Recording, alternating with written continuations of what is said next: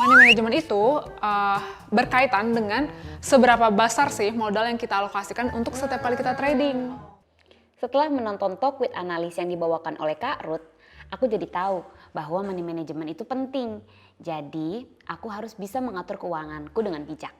So, dengan modal yang cuma sedikit segini-gini aja, aku mau beli saham yang murah-murah aja. Wah, yang ini cuma 50 perak.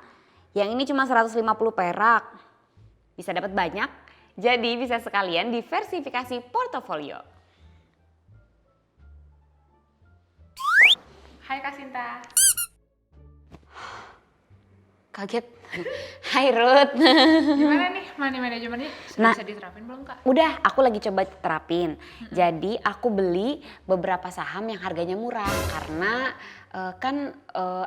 modalku kan juga cuma sedikit ya. Oke. Gitu, jadi aku beli saham yang harganya 50 perak, 100 perak, 150 perak. Jadi aku bisa dapat banyak sekalian diversifikasi portofolio. Pinter kan? Tunggu. Aku lihat dulu deh. Portofolio Kakak gimana? Ini tuh, lihat. Banyak kan aku belinya. Oh my god. Ini kebanyakan saham second liner loh Kak. Iya, kenapa emangnya? Aduh, Kak, sebelum kita beli saham, kita juga harus tahu loh fundamental dari si saham itu sendiri, si perusahaan itu sendiri. Udah. Kakak coba duduk di sini, aku bakal jelasin nih. Fokus ya, fokus. Oke? Teman-teman di rumah juga jangan lupa fokus. Saya akan jelaskan tentang cara memilih saham dengan benar.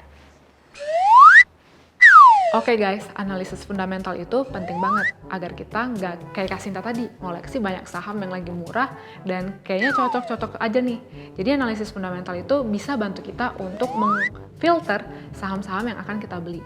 Analisis fundamental itu sendiri adalah analisis di mana kita menilai suatu perusahaan dengan melihat kinerja perusahaan, dengan melihat analisis industri di mana perusahaan itu ada, atau proses bisnis perusahaan itu sebenarnya berputar atau berkutat tentang apa sih. Lalu yang ketiga, kita juga bisa menganalisis tentang makro dan mikronya.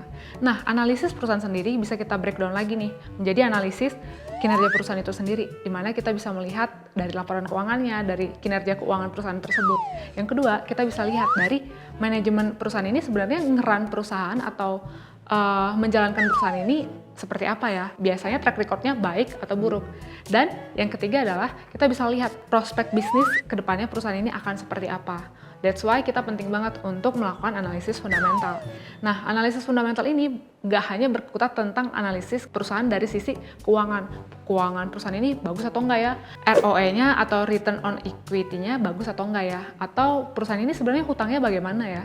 Baik-baik saja atau enggak? Dan kita juga bisa lihat benar nggak ya perusahaan ini dalam menjalankan bisnisnya. Kita lihat mungkin aset-asetnya bisa produktif nggak ya, atau modal yang ada bisa produktif nggak ya gitu. Jadi kita bisa lihat dan kita nggak hanya beli saham yang dalam kondisi yang murah. Nah, saham-saham tadi yang udah bagus tadi, yang udah kita filter bagus-bagus tadi, kita bisa lihat juga peluang untuk mencari kapan ya kira-kira saya harus beli saham ini. Ya, baiknya adalah ketika teman-teman melihat saham itu terdiskon gitu. Teman-teman juga bisa pakai nanti nilai valuasi relatif juga. Dan dikombinasikan juga pastinya dengan analisis teknikal. Jadi kita bisa gunakan semua ilmu kita juga dengan baik. Dan gak semua saham-saham yang kelihatannya murah kita beli gitu, tapi kita harus tinjau juga ini saham berkualitas atau enggak ya untuk saya koleksi di portofolio saya. Lalu teman-teman bisa adjust ke money management teman-teman ketika akan mengkoleksi saham tersebut. Demikian penjelasan singkat tentang analisis teknikal. Semoga teman-teman bisa cuan juga ya dari penjelasan singkat ini. Sampai ketemu di CIT Starter selanjutnya.